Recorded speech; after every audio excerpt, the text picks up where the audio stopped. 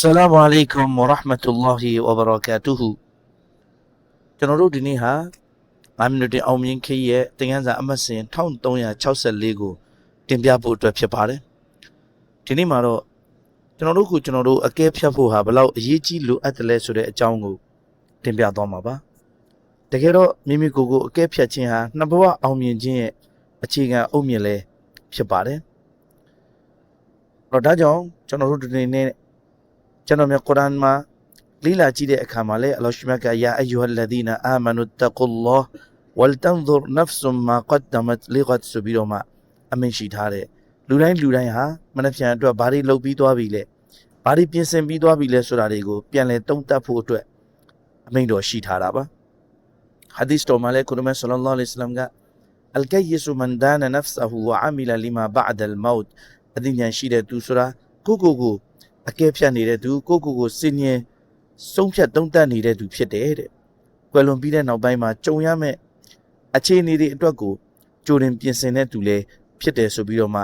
မိန့်မာထားတာကိုကျွန်တော်တို့တွေ့ရပါတယ်အဲ့တော့စစ်မှန်တဲ့အောင်မြင်မှုတွေကိုလိုချင်ရင်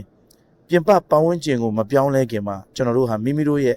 အတွင်းစိတ်နဲ့အကျင့်စာရိတ္တတွေကိုအရင်ဆုံးပြုပြင်ပြောင်းလဲရမှာဖြစ်ပါတယ်အဲ့တော့အဆောက်အုံတစ်ခုခိုင်ခန့်ဖို့ဆိုရင်အပေါ်ယံစေးရောင်လေးတွေလှပနေုံနဲ့မရပါဘူးမြေအောက်က foundation ခိုင်ခန့်ဖို့လိုအပ်ပါတယ်လူတစ်ယောက်ရဲ့အောင်မြင်မှုမှာလည်းအုတ်မြစ်ဟာအီမန်ယုံကြည်မှုပြီးတော့တဲ့အခါမှာယူသားမှုတွေစီကံရှိမှုနဲ့မိမိကိုယ်ကိုအမြဲစမ်းစစ်မှုပဲဖြစ်ပါတယ်ဟာဇတ်ဥမာရဒီအလ္လာဟူတအာလာအန်ဟူတခင်ကြီးကအမိန့်ရှိတဲ့ကီယာမတ်နေ့မှာအတင်တို့တွေအစစ်ဆေးမခံရမီမိမိတို့ကိုယ်ကိုအရင်ဆုံးစစ်ဆေးအကဲဖြတ်ပါဆိုပြီးတော့မှမိန့်ကြားထားပါတယ်ကျွန်တော်တို့ဟာနေ့စဉ်မိနစ်အနည်းငယ်လေးအချိန်ပေးပြီးတော့ဒီနေ့ကျွန်တော်တို့ဘာတွေမှားခဲ့လဲဘာတွေကျွန်တော်တို့တွေကောင်းတာလုပ်ခဲ့လဲဒါတွေကိုပြန်လဲစမ်းစစ်မယ်အဲ့တော့ကျွန်တော်တို့ဟာ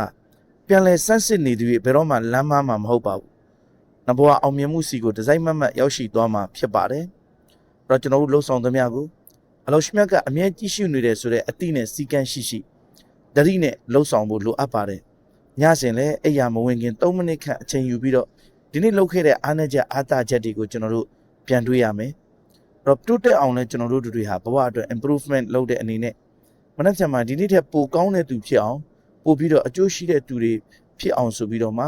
အလုပ်တွေလုပ်ဖို့စိတ်ကူးချက်တွေကျွန်တော်တို့တွေထားရမှာဖြစ်ပါတယ်။အဲ့တော့အောင်မြင်မှုဆိုတာတညာတဲ့နဲ့ရောက်လာတာမဟုတ်ဘဲနဲ့နေ့စဉ်ကိုပြုပြင်တိဆောက်သွားတဲ့အလေးထားတွေရဲ့ရလဒ်ဖြစ်ပါတယ်။အဲ့တော့အလောရှိမြတ်ကျွန်တော်တို့တွေအားလုံးကိုအတွင်းပြင်နှစ်ရက်လုံး